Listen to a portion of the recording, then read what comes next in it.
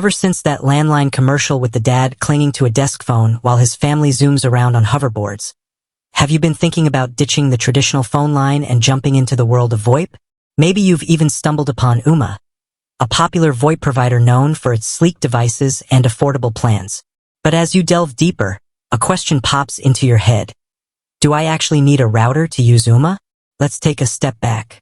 For those new to the concept, VoIP or Voice over Internet Protocol basically turns your regular phone calls into data packets that travel through your internet connection. Think of it like sending a voice message instead of a text message. This eliminates the need for a traditional phone line and often comes with features like voicemail transcription and fancy call forwarding options. Now, Ooma offers a few different devices to make these VoIP calls possible. Their flagship product, the Ooma Telo, is essentially a smart home device that plugs directly into your internet connection. It then connects to your existing phone jacks in your house, allowing you to use your regular phones with Ooma service. Alright, so here's where the confusion might arise. Because the Ooma Telo connects directly to your internet, you might think a separate router is unnecessary. After all, isn't the router's job to manage your internet connection, which the Ooma Telo seems to be doing on its own? The answer, however, is yes. In almost all cases, you will still need a router even if you're using Ooma. Let's break down why. First, think of your internet connection as a highway. The information you send and receive travels on this highway. Your router acts like a traffic controller, directing that data to the specific devices on your network. Whether it's your laptop requesting a web page or your phone streaming music, the router ensures everything gets delivered to the right place.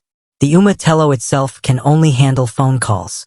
It doesn't have the capability to manage all the other internet traffic in your house, like your computer downloads or those ever-present cat videos.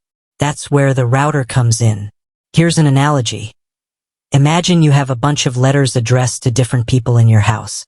The Ooma Telo is like a super efficient mail carrier who can only deliver phone bills. It knows exactly where to put those phone bills because they all have the same address, your Ooma Telo.